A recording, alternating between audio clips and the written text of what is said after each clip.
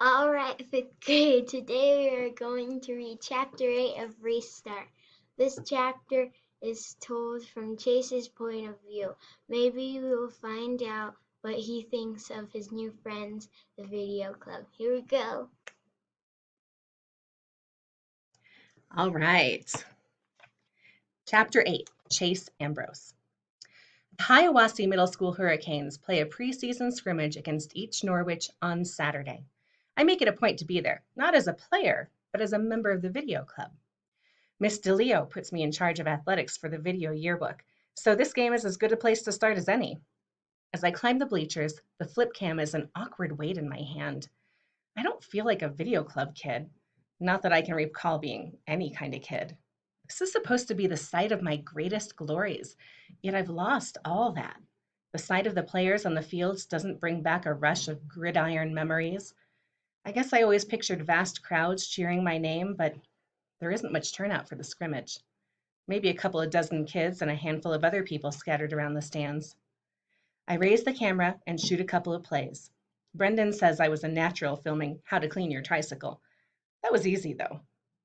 That stunt at the car wash was the craziest, funniest, most bizarre thing I've ever seen. I honestly couldn't look away. And since I was watching through the camera viewfinder, I captured the insanity from start to finish. It would be wrong to say I'd had the time of my life, since I can't speak for my life before the accident. But it was more than enough for Brendan to convince me that Video Club was the place for me. A foghorn voice drowns out the PA announcement broadcasting over the loudspeaker. Champ, over here! It's my dad, sitting in the fourth row with Helene. I never miss a game, he exclaims, assuring me that he was here on the 50-yard line, week in and week out, all through the 28-year gap between his state championship and my own. Helene's turning into a real fan, too. My half-sister had set up an impressive array of dollhouse furniture on the metal bleachers and is playing with a couple of Barbies. As far as I've seen, she hadn't looked in the direction of the field once.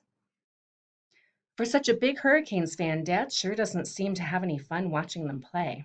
The longer we sit, the darker his mood gets, blackening and lowering until it hangs over him like a line of thunderheads.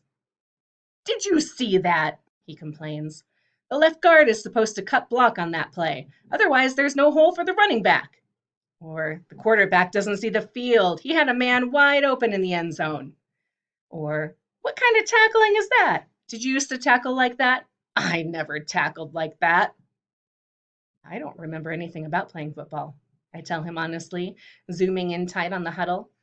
So I have no idea how I used to tackle. Yeah, well, it was a lot better than that, he snorts.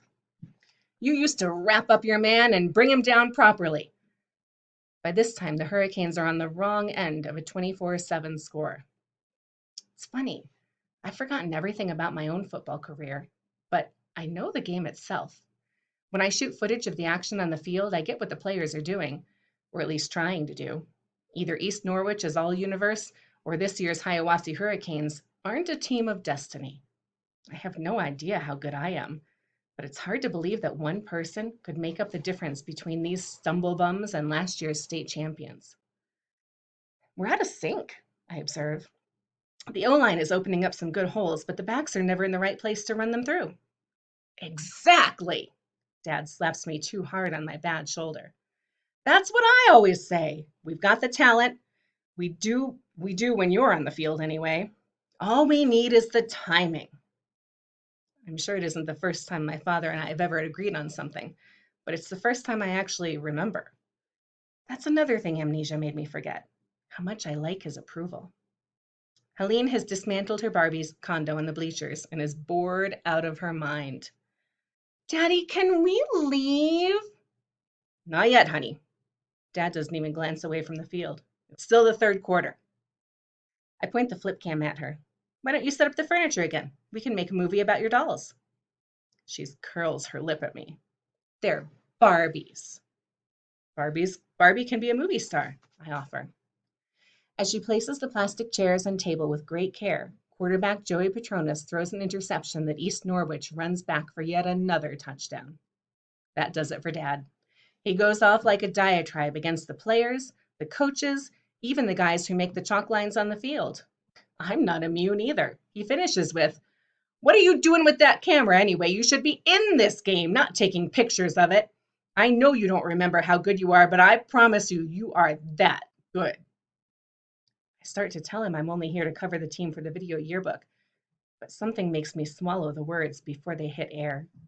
I understand on a gut level that that isn't what Dad wants to hear.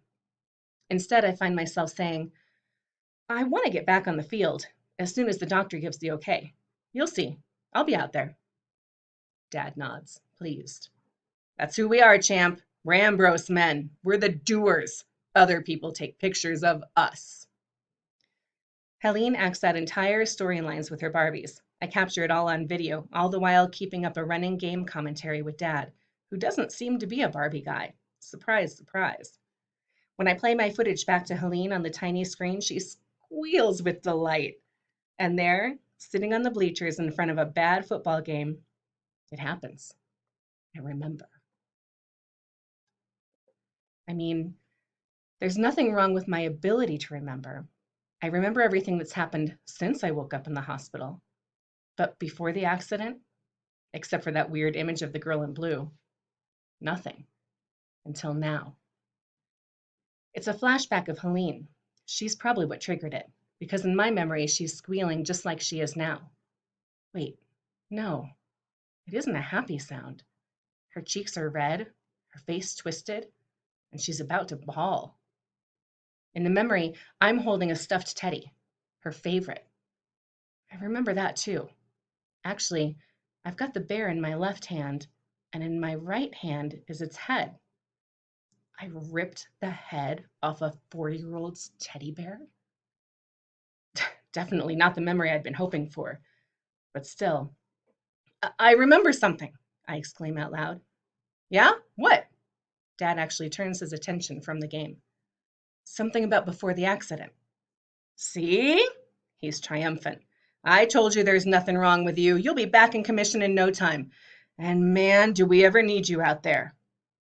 On the field, our halfback takes a handoff and is buried under a pile of East Norwich jerseys. Dad's looking away so he misses it, a tiny gap in the weak side of the defensive line. Our guy could have hit that. I would have hit that. A stutter step to the left. That's what I would have done. Juke out the linebacker and gone. My shoulders shimmy as I make the imaginary cuts in my head. I see it now. I was a player. Correction. I am a player. And as I picture it, the image of the headless teddy bear starts to fade. After all, it's just a stuffed toy. Helene is perfectly happy now. No harm, no foul. I'll bet she's even forgotten it ever happened. So that's the end of that chapter. So Chase has finally had a memory back. It's not one he's particularly pleased with. It'll be interesting to see how that turns out later on.